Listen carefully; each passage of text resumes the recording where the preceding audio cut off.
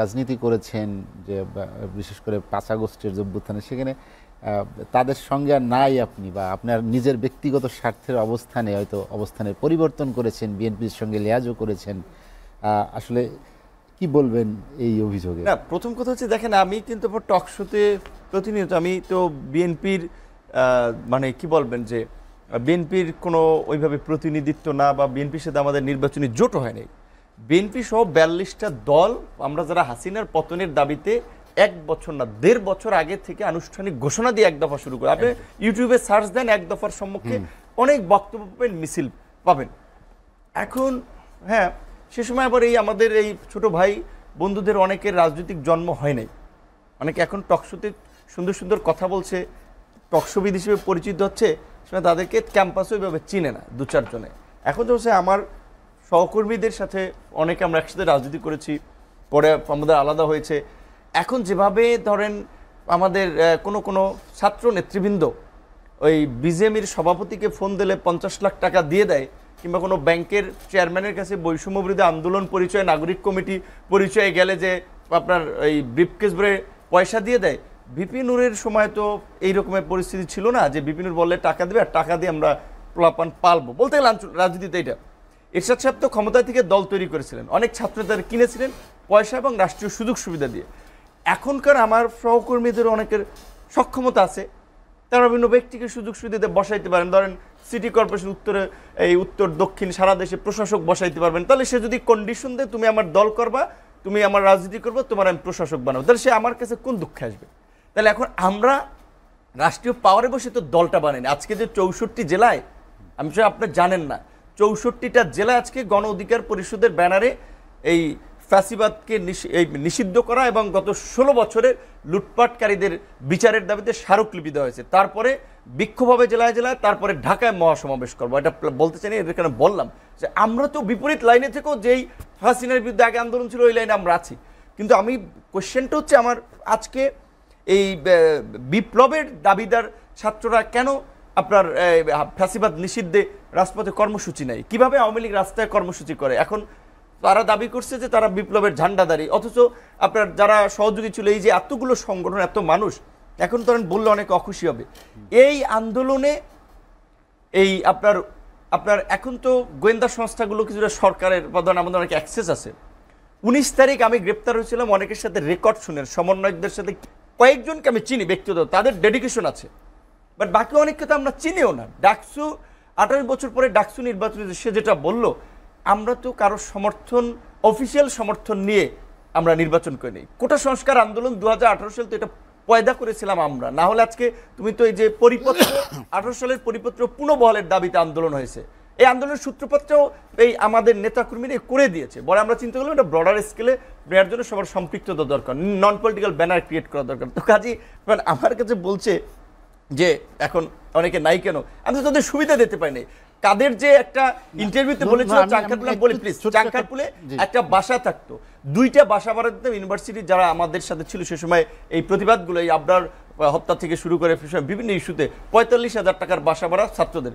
এখন তো ছাত্র কোনো নেতৃবৃন্দ তো আপনার এখন তো দেখা যায় 50-60 লাখ টাকার গাড়ি নিয়ে বেড়াচ্ছে, তার কোনো সরকারি দায়িত্ব নাই, কোনো ইয়ে নাই, সে সরকারি গাড়ি ব্যবহার করে বেড়াচ্ছে। পত্রিকা নিউজ হয়েছে না উপদেষ্টাদের গাড়ি ব্যবহার নিয়ে। তো আমি বলছি এটা আসলে মানুষের যে একটা হোপ ক্রিয়েট হয়েছিল, মানুষ একটা নতুন কিছু দেখতে চেয়েছিল।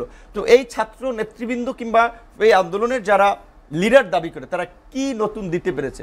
তাদের চাল চলন কর্মকাণ্ডে জাতিকে নতুন কোনো আদর্শ দিক নির্দেশনা দিতে পেরেছে? পুরানো পথেই তো আসছে, সরকারে থাকো, টাকা বানানো, গ্রেপ্তার করা হলো। ডিবি শেষ পত্র পত্রিকা শেষ সময় বলেছে না, ছাত্ররা নতুন দল করছে দেখি কি এত আলোচনা হচ্ছে তাদের? না না, আমরা ছাত্ররা, আমি বলছি দল আরো 10টা হওয়া দরকার। বিকজ এখন তো আওয়ামী লীগের মতো একটা শক্তিশালী প্রতিদ্বন্দ্বী দল মাঠে নাই। আওয়ামী লীগের যারা সহযোগী ছিল, ধরেন জাতীয় পার্টি, আরো এই অন্যান্য গ্রুপ নাই। এই ভ্যাকুয়ামটা ফিল আপ করার জন্য অনেক দল প্রয়োজন। আমরা তো চাই যে প্রতিযোগিতার মধ্যে দিয়ে গড়ে উঠুক। যেমন ধরেন আমাদের দলটা ছোট হতে পারে, আজকে 64 জেলার স্মারকলিপি দিলাম, বিএনপির বাইরে আর জামাতের বাইরে কয়টা দলের আছে 64 জেলার এই কার্যক্রমের সক্ষমতা?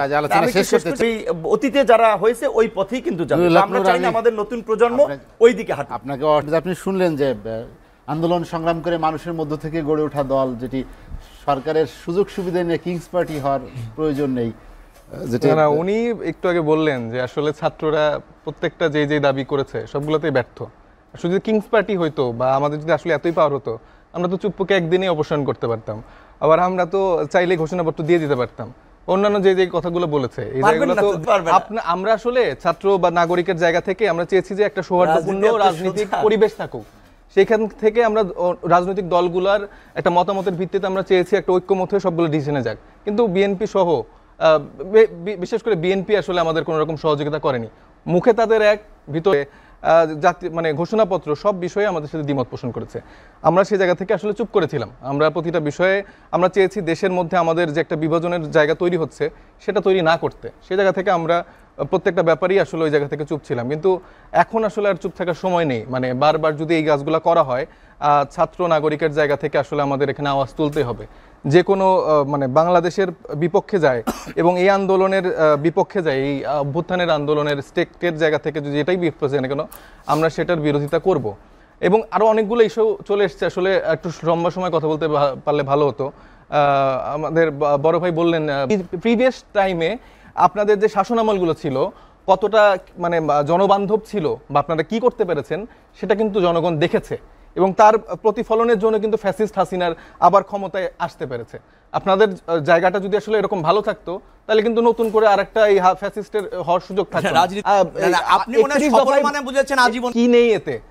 এই চাকচিক্য ডিজিটাল বাংলাদেশের চাকচিক্যর বয়ান এর আগে আমরা দেখেছি। আপনি পাঁচটা সম্পৃক্ততা রেখে আমাদের দফা দিয়ে তারপর আমরা রাজনীতি চেষ্টা করছি।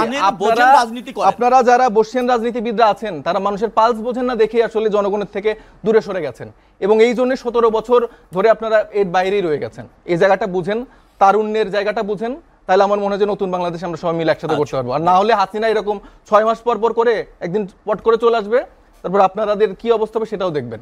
সেই জায়গা থেকে এখন সময় ঐক্যমতের ভিত্তিতে, কারণ রাজনীতিতে, কারণ এই অভ্যুত্থানের সামনে থেকে আমরাই রাজনীতি করেছি। মাঠে ছাত্র আন্দোলনের ব্যানারে প্রত্যেকটা দল রাস্তায় নেমেছিল, আপনাদের সমর্থন ছিল, সেটা নিয়ে আমাদের কোনো দ্বিমত নেই।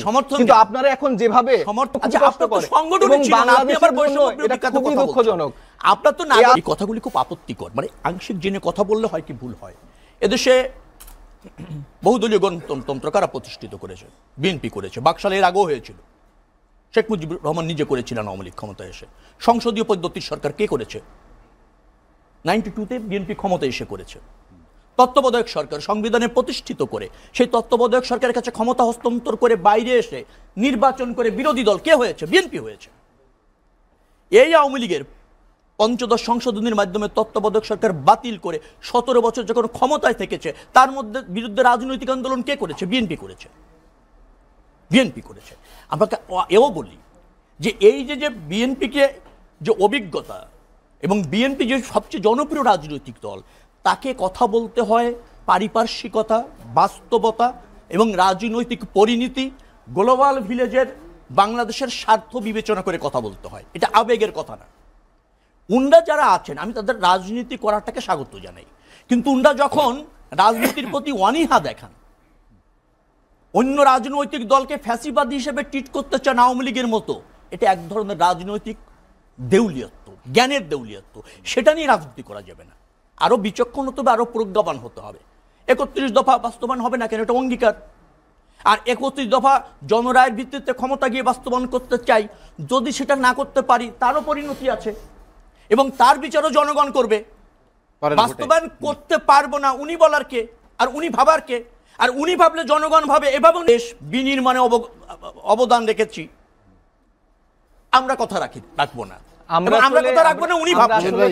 আমার বক্তব্যটা হচ্ছে আমরা মাঠে থেকে রাজনীতির জায়গা থেকে আন্দোলন করেছি। শুনেন, আপনাদের রাস্তায় আমার ভাই, আপনাদের নাগরিক কমিটির একটা পার্টি, এত বড় পার্টি এবি পার্টি, তার ছিলেন সম্পাদক, তিনি এসে হলেন নাগরিক কমিটির আহ্বায়ক, আর জাতি হয়ে গেল তার সাথে সব একমত। নেতা কত বড় বুঝেন, অভিজ্ঞতা কত বড় বোঝেন, ত্যাগ বোঝেন।